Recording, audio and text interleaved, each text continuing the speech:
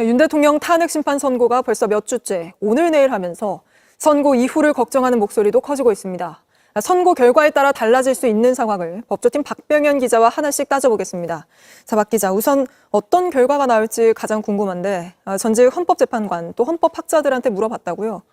예, 한결같이 헌법 위반이 명확하다는 입장이었습니다. 네. 예, 한 헌법학자는 탄핵이 기각이 되면 계엄 면허권을 주는 것이라고 말을 했습니다.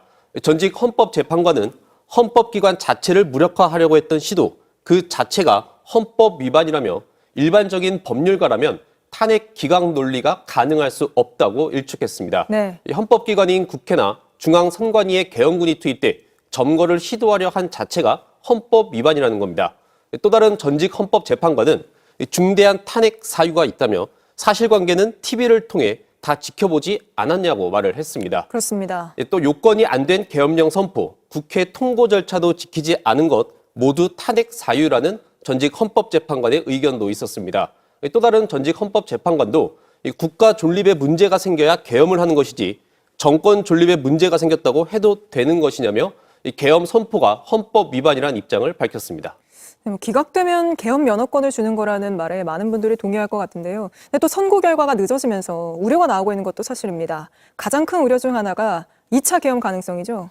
맞습니다. 앞서 여도현 기자가 보도했듯이 12.3 내란 수사 과정에서 대통령이 계엄령 선포를 거듭하면 된다라고 말을 했다는 진술이 나왔고 실제 검찰 특수본도 관련 수사를 할 필요성이 있다는 수사 보고서까지 작성을 했습니다. 검찰뿐만 아니라 공수처도 아주 구체적인 관련 진술을 확보했습니다. 윤석열 대통령의 공소장엔 2번, 3번 계엄을 하면 된다는 대통령의 말이 적시돼 있습니다. 윤 대통령은 탄핵 심판 변론 과정에서 국회와 언론의 반감을 드러내기도 했습니다. 대한민국에서 국회와 언론은 대통령보다 훨씬 강한 초갑입니다. 정치인과 법관 명단이 적힌 체포조 명단도 공개가 됐고 실제 군과 경찰이 체포조를 운영한 사실도 드러난 상태입니다.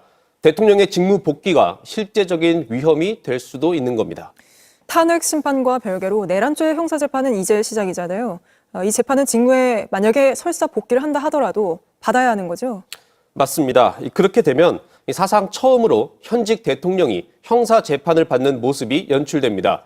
2주에 3번 가까이 재판에 출석을 해야 하는데 정상적인 국정 운영은 사실상 힘들다고 봐야 합니다. 특히 탄핵 심판과 형사 재판은 엄연히 다르지만 만약 헌법재판소가 기각 판단을 내리면 자칫 내란 우두머리 혐의에 대한 무죄 판단으로 비춰질 가능성도 있습니다.